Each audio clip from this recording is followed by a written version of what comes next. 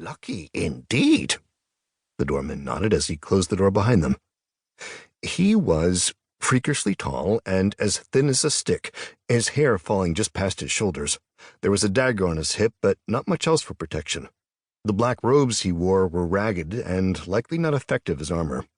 Azure couldn't help but wonder who would protect the settlement if monsters managed to breach the walls. Buildings were sparse inside Bleak Hollow. There was an inn with a tavern below it, a general store, and less than half a dozen houses. Azure's party ignored all else and walked directly to the inn, stopping outside. The signage out front was that of a black rooster with a flagon grasped in one of its feet. The Black Rooster Inn. Verdum stared up at the sign. This place is a bit unsettling. Where is everyone? Azure looked around. There was no one on the streets, if you could call them that. None of the houses looked occupied. This is more of a stopover point for those entering and leaving the Deathlands than an actual settlement, the old knight informed him.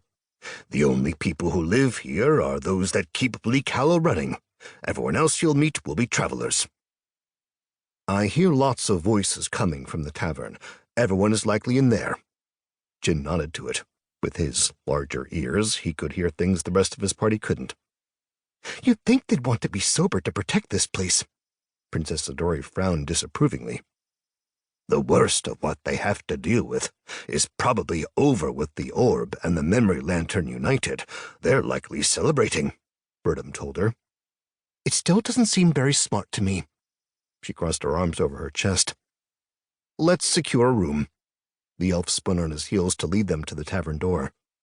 As soon as he opened it, a cacophony of voices rolled out. For the streets of Bleak Hollow being empty, the tavern was packed.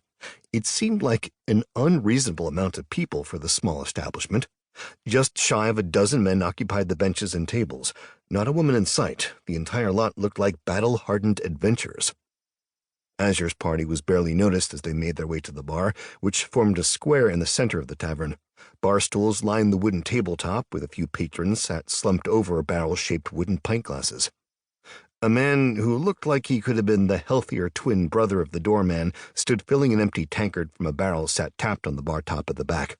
He continued with his business, finishing filling the glass and setting it in front of the man who had ordered it before paying Azure and his friends any mind. "What can I do for you?" he asked with all the weariness of someone who'd been working nonstop for hours. "We need your largest room." Jin was already pulling coin from his bag. The bartender/innkeeper looked from person to person the same way his scrawny counterpart had before, saying, 4 silver. Azure was happy that the place was so cheap, but feared the accommodations. The inns at most small settlements weren't typically comfortable, but they weren't usually expensive either. Being the only settlement bordering the Deathlands, Azure had been almost certain that the inn would cost more than most of the same quality. They exchanged coin for the key and headed up a flight of stairs at the back right corner of the tavern. At the top was a wall that forced them to take a sharp left before winding around to a long hallway with doors on both sides. Their room was the last on the right. The door opened to a plain room with 4 single beds, 2 against each opposing wall with a nightstand between each pair and a lantern atop each nightstand. A large window to the left let in plenty of light.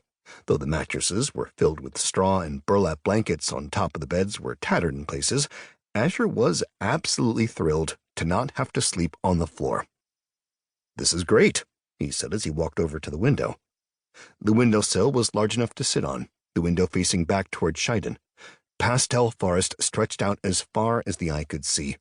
Azure had spent so long traveling in it that the landscape had become normal to him. Looking at it from above, the panorama reminded him of a cotton candy wonderland, like something from a dream. "If there's anything you need from this side of the border, buy it now." Jin claimed one of the beds closest to the window. "The stock of items will likely be different on the other side." "Good point," Princess Adori nodded, picking the bed opposite to the elf. "This will be especially true for alchemy components." It didn't matter much to Azure, considering he didn't know any recipes for using the local alchemy components. He wondered if components from Pathiana would only get scarcer and more expensive the further away from the country that they traveled. It would be nice to know more recipes for the alchemy components he was able to obtain.